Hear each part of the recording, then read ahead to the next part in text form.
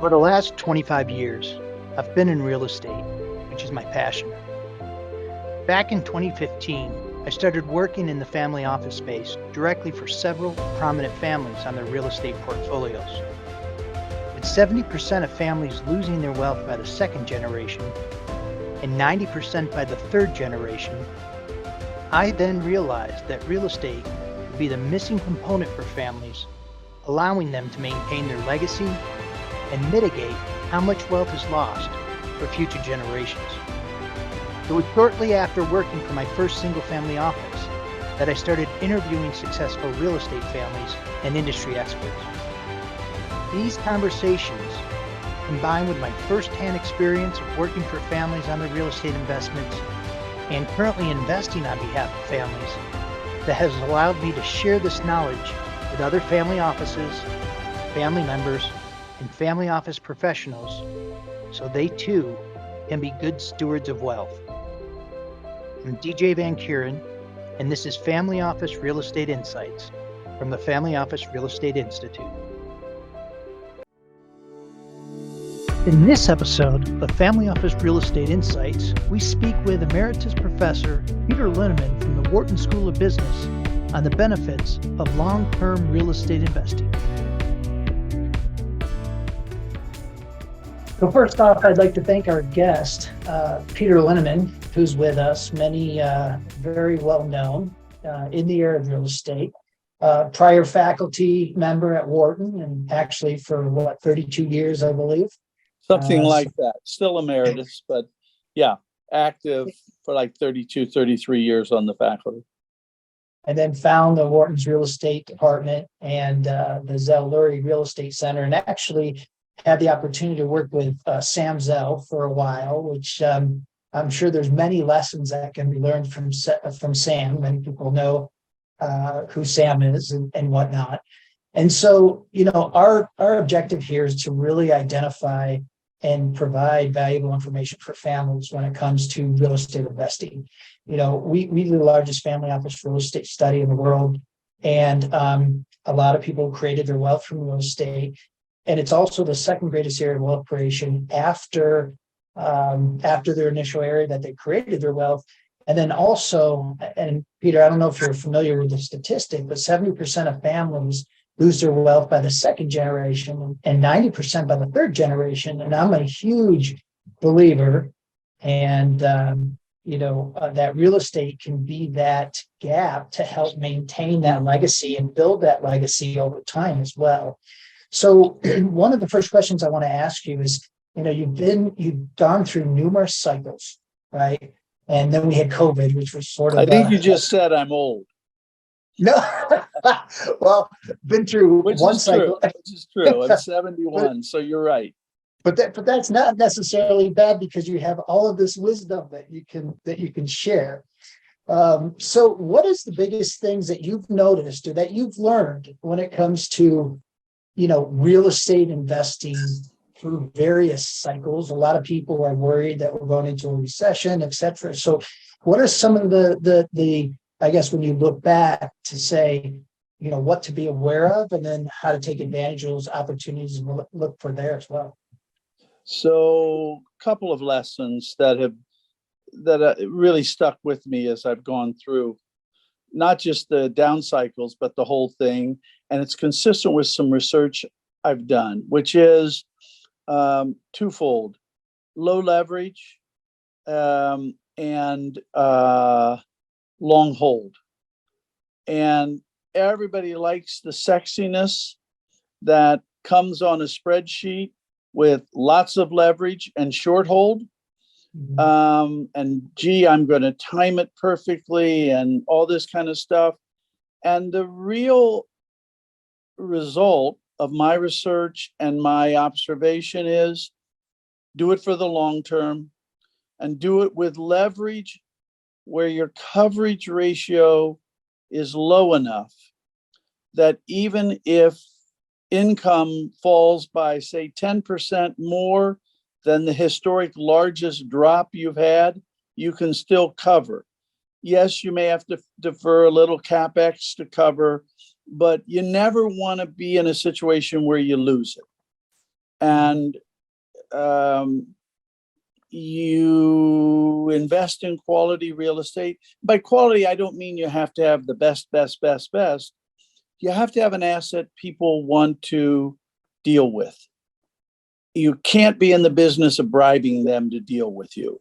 That doesn't mean you're not competitive, right? But if you're in the giveaway business, it's just too hard. So good things tend to happen to good assets, particularly when you have low enough leverage to let you survive the downs, and particularly if you hold long enough to let things even out, because the world rarely comes to an end.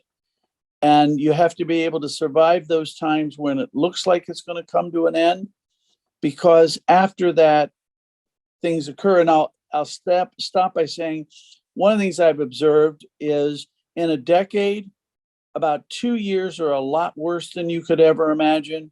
About 2 years are a lot better than you could ever imagine. And about 6 are around what you more or less think if you're good.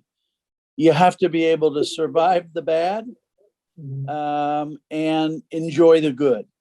And you don't know quite when the good and the bad are going to occur. So when you say low leverage, what if you had to put a percentage on that? What would you say? Would that be 60%, 70%? Well, it differs. It differs. A property category like multifamily, a 10% drop in multifamily income is a big drop. It just is, statistically, historically. So obviously on an asset like multifamily, you can push the leverage up 65, 70% pretty comfortably, because you can still get good interest coverage even with that. You take property like office, if you lose a big tenant, you have a tenant taking a third of the building, whether it's your fault, they go bankrupt, there's a merger, they no longer want the space, whatever, you can get 30% drops in income pretty easily in property like office. So there you're going to want lower leverage, probably more like 40 to 55%. Now, obviously, if you've got the U.S. government as your tenant for 15 years in an office, but you could be much higher debt. So the real point is to think about it as a risk matter. How big could my income drop? And it's interesting because office incomes are more volatile as a sector than other sectors, just to stay with that. But warehouse can be also volatile if I've got 150,000 foot warehouse all leased to one tenant. Yeah. So it depends on not only the sector's volatility, but your tenancy and its volatility. And one of the nice things about multifamily is nobody's credit worthy, but taken together, they are, and they don't just disappear on one corporate decision. Right. And that's, I was working for the Heyman family, who's also on your board, Robert Heyman, and they're from Georgia Beverly Hills. And we were doing office, and that was really my first time really focusing in on that space. And that's the biggest thing that I caught immediately, was that if you lose one of these tenants, you're going to have a vacancy rate that dips pretty significantly.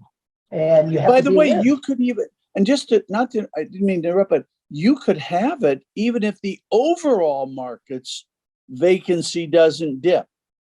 Right. It just, it's a 94% occupancy market, let's say. But if you happen to go from 90% down to 70 on one tenant, and it takes 2 years to back, that's ugly. Yeah. So we're going into the end of 2022 right now. A lot of people are worried with all the rising interest rates, not sure what's going to happen. What are your thoughts today on office? Office right now is a risk investment. I think it's a good risk investment, but it's absolutely a risk investment. And by that, I mean, I believe people get back to the office pretty much in full. It's taken longer than I thought in the US, been faster overseas. But it's a risk bet because even though I believe people come back to the office, my wife points out to me that from time to time I'm wrong. And, and if that happens, if people, let's say we stop at 55, 65% back to work permanently, that's a sector that's got to redefine itself. And so that risk doesn't exist with warehouse. That risk doesn't exist with apartments. That risk doesn't exist with even hotels, all of which have their own issues. But it's a risk bet. I think it's a good risk bet, but you need to bet that with low leverage. And I mean low leverage, because take what I just said. If it turns out that 65% is the most that ever comes back to the office, having a 30% drop in income is possible over a 5-year period or something like that. So I think it's a risk bet with very low leverage. I think the flip of that is apartments, which right now, there's no question overhanging multifamily, whether people are going to live inside buildings, right? And so there's a risk of overbuilding, there's a risk of a recession, means a few people double up with their parents for a while. But my research shows that basically things balance out, markets work. And so office is okay, but you have to understand you're making a risk bet. Again, unless you've got the US government or Microsoft or something like that on a long-term lease. So let's talk, and it's funny, just to stay on office for one more minute, because, right after COVID, I heard we were talking about Sam Zell speak, and he said something that it made me smile. The younger generation, I'm sure, had no idea what he was talking about. But the question was, will people come back to office? And his comment was, I've never known anybody to manage by motive.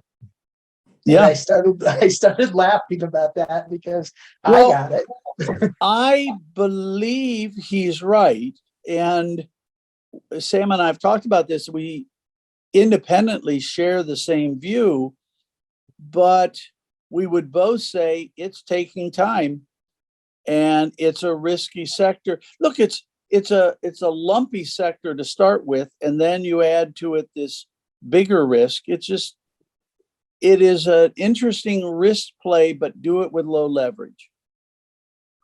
So let's go back to the multifamily here for a second, because I was I used to sit on the board at Harvard with Rick Peyser's academic initiative, and we'd have conferences, and Arthur Siegel came in one time, and this was during the recession, and he stood up, and I'll never forget what he said. He just looked at everybody in the room, and he just said, buy at a high cap, sell at a low cap.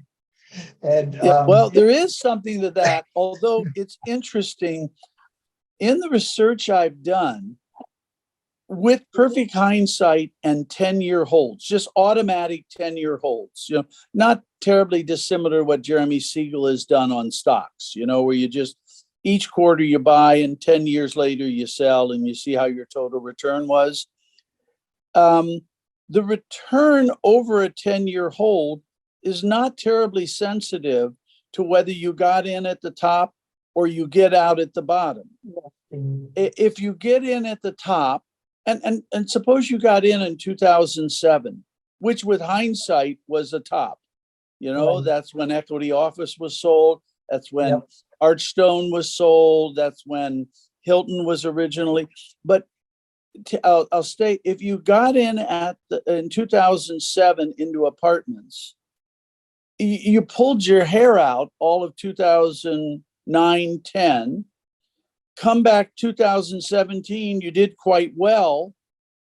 And by the way, I'll go the other direction. If you'd have gotten out in 2009, right, which was as bad as you could get, as far as getting out, but that meant you got in 1999, and you really had some terrific income growth over basically 9 of those 10 years. So you had good cash flow, and your exit value was still notably higher than you got in at, even though you were going out at a low cap rate. So I'm not saying there's nothing, but if you hold, you minimize the getting in, getting out. If you're trying to do it on a 2-year or 3-year hold, it's all about, do you get in high? Do you get out? Do you get out high? But over longer periods, not so much. So what I hear you saying, and I just did an analysis about a month ago or so ago, went back as far as I could with the REIT.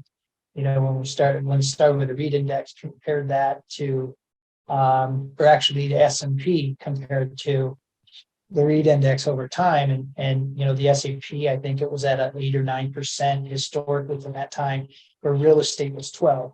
So am I hearing you right when you say, as long as you hold it for 10 years, it really doesn't matter? So whether the market's up or down, as long as you hold for 10 years, that you're still going to end up in good shape? It's interesting. I did REITs on 10-year holds, and I did NACREIFs. For those that don't know, it's an index made up. It's a non-investable index made up of investment grade properties that are owned by institutions, right? Mm-hmm. But you can't literally invest in NACREIF, but it's kind of a, what would you call it? A proxy for what you can invest in institutional. And I did it for both of them, and you never lost money on any 10-year hold.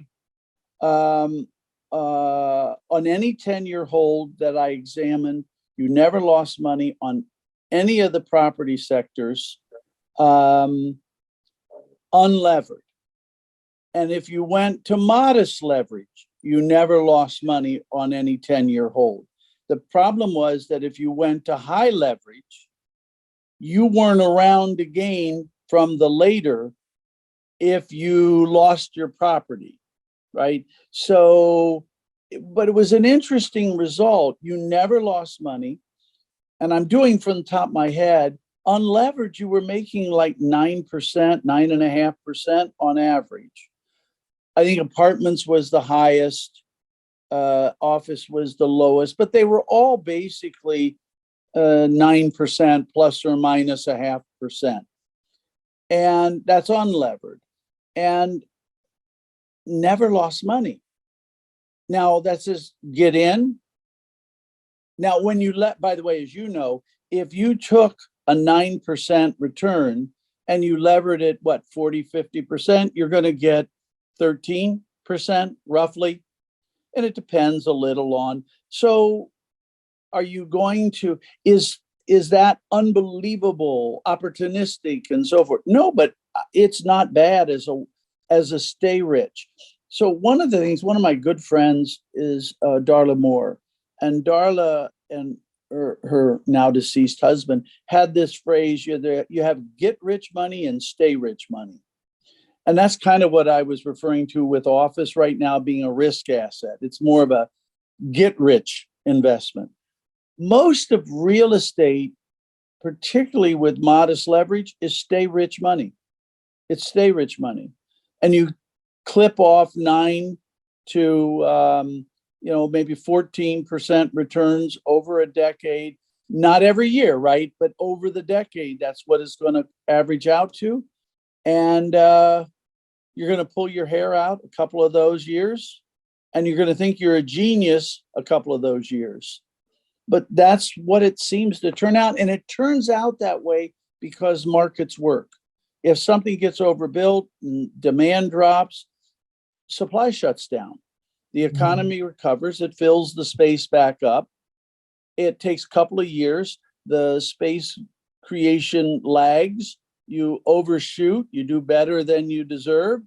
And then things balance out. And that is, I mean, I know it sounds trite, markets work, or more or less work.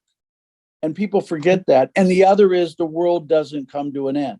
That's one of the reasons I think people come back to the office. We have witnessed very few paradigm changes in our lives. We've witnessed a lot of evolutions, but very few paradigm overnight changes. And this would be an overnight change. First off, what you said about it's a stay rich type of investment is so big, and it goes back to what I spoke about at the beginning, where, so many families lose their wealth, and real estate can help maintain that. Absolutely. Which is huge, so. But I'll say one other thing. Yeah, a screwdriver is a terrific tool, but if you try to use it like a hammer, it's not going to generally work. Yeah. If you largely have an asset that is basically a stay rich asset, and you try to make it a get rich asset, doesn't mean it can't work, but you're not using it to its maximum advantage. You can use a screwdriver to drive in a nail, I suppose, by using the handle, but it's not optimal. No. So what about one of the things that I've experienced that families love the aspect of investing into a property, refinancing out what they invest in, right, and then letting it go. Right. So are you an advocate then of that strategy where you go through basically over time, yes, taking out money? Basically yes. I mean, you can always find an exception and so forth, particularly with development or redevelopment. That's one of the ways to move up the cash flows, by refinancing out as you add value. So yeah, I mean, it's a proven, put it this way, it's a proven strategy. Right. And that's not to say there aren't other ways to make money in real estate. That's probably the best single usage. And the only thing I'd throw in is, whenever the tax law was passed, 3 years ago, 4 years ago, they put this opportunity zone legislation. Just going to bring that up. Yeah. Well, and the only thing I point out, and it's technical, but it's not that difficult, is you can generate, by doing real estate development with good partners, you can generate an extra 400 to 500 basis points IRR return, because there's no capital gains tax, but you're on a depreciating asset. So think about that. No capital gain tax and a depreciating asset. And you say, well, there has to be a negative. And the negative is that you have to hold it for at least 10 years. And a lot of investors are understandably reluctant to commit for 10 years. And the other negative is it has to be a development or a very significant redevelopment. And some investors don't like to take on development risk. But putting that aside, doesn't that go against what we've been talking about holding for a long time? And one of the reasons I have an opportunity zone investment vehicle, not to promote it, but if you have questions, contact us. We can get you up to speed on what all the law is. One of the reasons I love it is it fits. You can't sell for 10 years. So in an odd way, and imagine you're my investor and you've decided to invest with me. And 3 years in, things aren't going so well, because remember, 2 years is going to be worse than you ever dreamed, 2 years better, 6 about right. And, you say, oh, let's sell it because it's really going well. Oh, let's sell it because it's really going awful. And I have to go, we have to hold this for 10 years at least. And you go, oh yeah, that is the document I signed, and it is the law. So I like the fact that you have the time to do the right things with the property. Whereas if you hired me for an asset and you said you have 3 years, I'll do my best, but I may not do all the things I could to really make that asset hum, because what? I want to undertake the redevelopment and then sell it halfway through. That makes no sense. And so you do a lot more cosmetic work, a lot less substantial work. Mhm. You know, it's interesting because since through our studies, the number of families investing in the OZ zones haven't gone beyond, I think, 34%. Now, some of that had to do because they weren't sure on the rules, right? And they were still Right. trying to get them in place. Correct. And then the second thing is really what you had said about, look, if you want to get up to date and understand how this works, unfortunately, a lot of families just still don't understand how it works. And so it's, simply a lack of education, but Right. it's very interesting for what you're saying and makes sense on a long-term perspective. Now, here's one of my questions, and I could go on forever, but we've got a limited amount of time, but and I love your thoughts on this, but one of the benefits of real estate is it's not liquid. You can't sell it, right? Right. And so you can hold it for a long time. But what's happening, or what's going to be happening, is this the tokenization of real estate, which is going to provide liquidity, and how that may affect some people's investments and the market. So I've been a big believer in REITs, which is a securitization of especially the public REITs, where you may not like the price, but you have guaranteed liquidity. The private REITs give you liquidity when you need it least, and don't tend to give it to you. And I'm not just talking about the current Blackstone. This is their history. They tend to give you liquidity when you don't need it, and have a challenge when you do want it. The tokenization, the other kind of fragmentation, I get it intellectually. It's not like I don't get it intellectually. I just think it's a hard push. And yes, I know, there are vehicles. They do raise money. That people are trying to, but I've probably seen 6 or 7 efforts to securitize a particular asset, a $100 million building or a $42 million building, or I haven't seen any of them really succeed yet. So when I say I'm a skeptic, it's less intellectual than I know some smart guys who have tried, right? And until I see it work, it's hard. I know buying a building privately works. I know buying it publicly works. It's just that it's a challenge. Well, I think it's the younger gen, with technology and stuff, that'll probably pick this up greater. But when first crowdfunding came out, I think 15 years ago, I was working with a developer and we tried to crowdfund. We had like 5 million of commitments and we only brought in $10,000, right? And now and they've come people are doing tens of millions of dollars. Right. They've come a tremendous distance. They've come, and they're becoming a serious capital raise source, for lack of a better.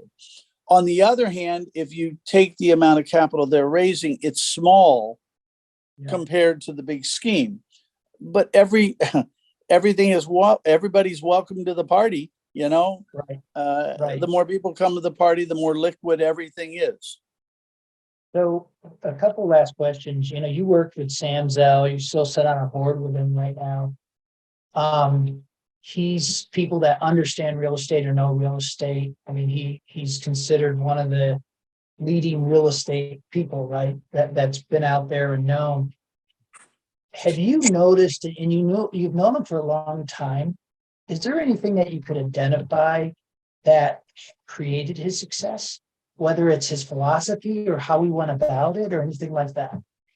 So Sam rightly deserves his reputation. And yes, there are some things I've taken away from him and others that I've observed. One is Sam's a long-term holder. people have this impression, I don't even know where they get it, that he's a flipper. He's not a flipper. If you look at him, he's a long-term holder of almost everything notable he invests in, right? He's not a flipper at all. He's a big believer in giving time. The second is he generally uses low leverage. Now, when before I knew Sam, in the 70s, when he was a young guy and had no money, of course he used leverage. Mm-hmm. But as one of the things that I think differentiates Sam is he realizes for everything there's a season. I think that's from Ecclesiastics. Mm-hmm. And so, yes, when you had nothing to lose, maybe using a lot of leverage made sense. But when you have something to lose, it's not the season for lots of debt. It's the season for lower debt and use the asset for what it's worth. And I think Sam has brilliantly realized those two things. The third thing I think that really differentiates Sam and a group of others, it's not that Sam is any better than most good professionals at figuring out the upside. I think he's a bit better at figuring out the downside. Mm. And by the way, he, like everybody, has had not successes, right? But he's better than most at understanding the downside. And that's a skill. It's a mental approach to things. Sam was trained as a lawyer. And we talked a couple of times about the difference between a law school training, which Sam had, and a business or an economic training. MBAs are taught primarily about all the things that can go right. And if you think about it, deals and developments live on the optimism of what could go right in an economy like the US, which is, going to grow 7 out of every 8 years, and the down's not going to put you back that far. That's a good position. But avoiding big downs, because big downs, you have to make up for lost ground, right? Think about if you could run, nobody that I know of has done this. Imagine you ran a hedge fund that never lost money on any trade, but they didn't make spectacular money on their ups. They'd have good performance because they don't have to make up for the downs. Right. And I think Sam is just really focused on the down, probably more than most of the people I've known. And I've dealt with, as you know, lots and lots of, and I wish I was as good as he is on the down. Well, you bring up something interesting, and I've said that or realized this over the last couple of years, is that instead of getting a business degree, if I could go back, I get a law degree, because it seems like there is a lot of benefits, for having that. But so just to finish up, we've got a lot of families that may not have created their wealth or building another portfolio. What words of advice, other than the great ones you've already provided, would you tell somebody, that's expanding their portfolio of real estate? I would not just limit it to real estate. If you don't understand it, you're not that dumb. You're probably right. It doesn't make sense. Right. And I suppose you can find somebody dumb enough, but how many times in your life have you heard, I'll take one that's in the news, crypto. And I've tried as I might for the last 4 years. I've read about, I understand blockchain. Blockchain is a technology. It's not an exchange. It's just technology. I keep looking at crypto and I can't figure out what gap it's filling. At best, and by the way, I've had all these people try to explain it to me. And I'm not that dumb. I may be dumb, but I'm not that dumb.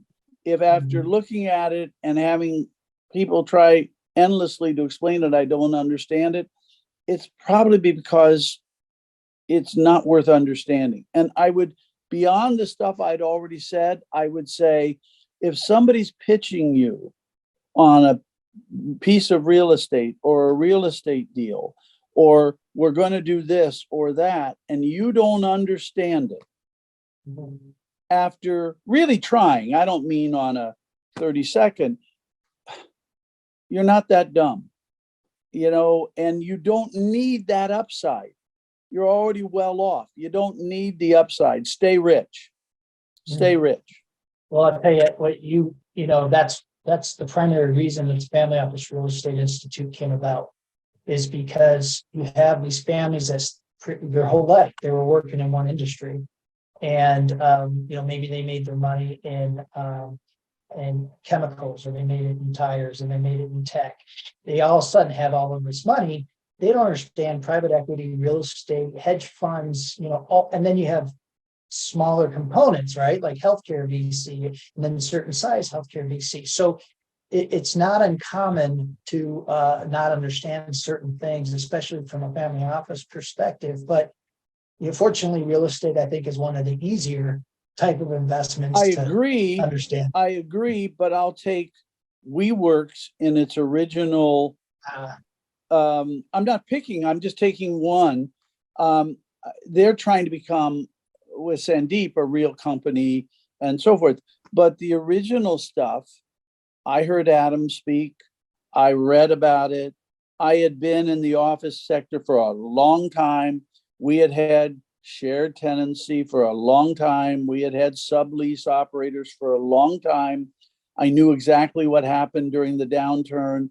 I just never got it. I didn't get it was a tech company. I never to this day understood how, because it wasn't a tech company. And so that was one. I'm not that dumb. I may not be smart, but I'm not that dumb that if you tell me subleasing space is technology, the sublease business. It's not. So that's a good example of what I mean. I'm not trying to pick on them, which is if you're not that dumb, and don't be ashamed of not understanding it, because at least in Sam and I have kidded over the years, because you can imagine how often he gets pitched on stuff. You get pitched, he gets pitched endlessly, right? And usually the phrase "you don't understand" means you understand. Right. Well, listen, Peter, thank you so much. There's so many other topics I could go into, maybe at a later date. We're very appreciative for your support and being on the board of the Family Office Real Estate Institute. And, one of the things that I do want to stress is that what you're doing at Linnemann Associates is pretty fantastic. And people need to take a look at that, because, there's textbooks that you have, there's an educational video series, there's the Linnemann letter, which is very valuable. And we'll give people let them know where they can find some of this information. But thank you so much. We'd love to have you back at some time, and we look forward to seeing you hopefully face to face here in the near future. My pleasure. You have a great day. Thank you, everyone. All right.